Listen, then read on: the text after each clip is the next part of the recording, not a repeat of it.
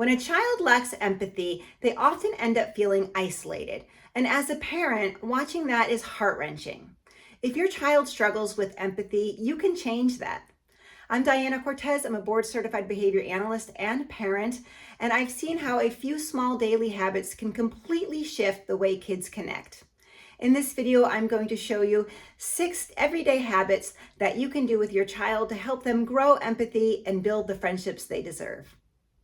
When we're talking about empathy, it's important to realize that there's 2 parts to it. One is the cognitive empathy, which is just the intellectual ability to understand that there are different perspectives out there. And then there's the emotional empathy, which is when you are connected to the feelings of other people. The key is balance. Kids need to both understand and care about other people's feelings, but also not absorb them completely, because empathy really is about that connection. It's not about problem solving. However, before kids can really show empathy, there are some prerequisite skills that will help them with this. One is to have an emotional vocabulary.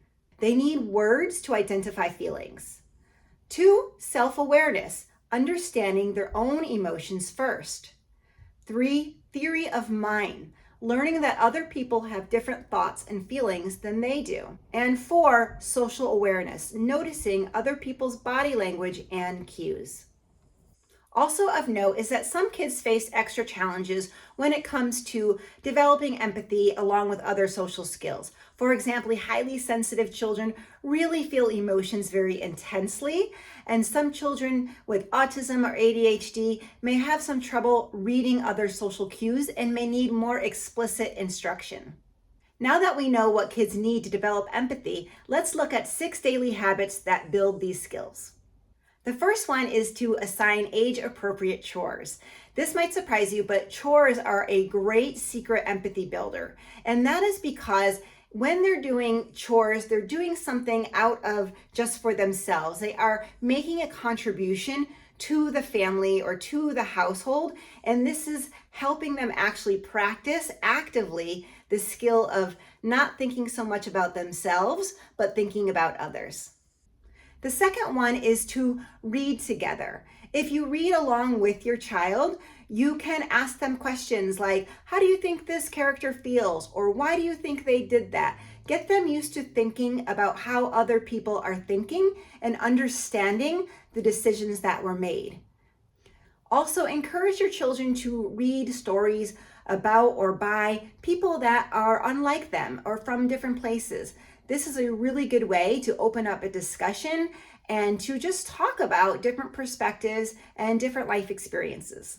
The third habit actually lays the foundation for everything, and that is to build emotional security in your child, because a happy, secure child is much more able to focus on the needs and feelings of somebody else. If your child struggles with ADHD, big emotions, anxiety, helping them feel really good about themselves and secure and to regulate their own emotions is step 1. The fourth one is to model empathetic behavior. Kids will copy what we do. And so you want to take an interest in your child, obviously, and ask them how they are, how they feel, what made them feel this way, etc. You also want them to see you being empathetic towards other people. You want them to see you actually physically doing it, and you can also just talk about it. If you're sitting down with them or having a meal with them, you can relate a story and show curiosity about things instead of judgment. Number 5 is to encourage social curiosity. Practice noticing things together, observing other people's reactions and how they feel. You don't want your child overly consumed with how other people feel and taking that on, but just to be an observer and to model that curiosity, again, instead of judgment. Lastly, practice emotional sharing. Teach your kids that it's okay to share about how they feel. You can share about how you feel, and you're creating a reciprocity there. When they do that with their friends, they're going to build some trust and their friendships are going to grow deeper. Because showing empathy is more than just being nice. It's how we build trust and how we get closer to people. And this is what's really going to make a difference in your child's friendships.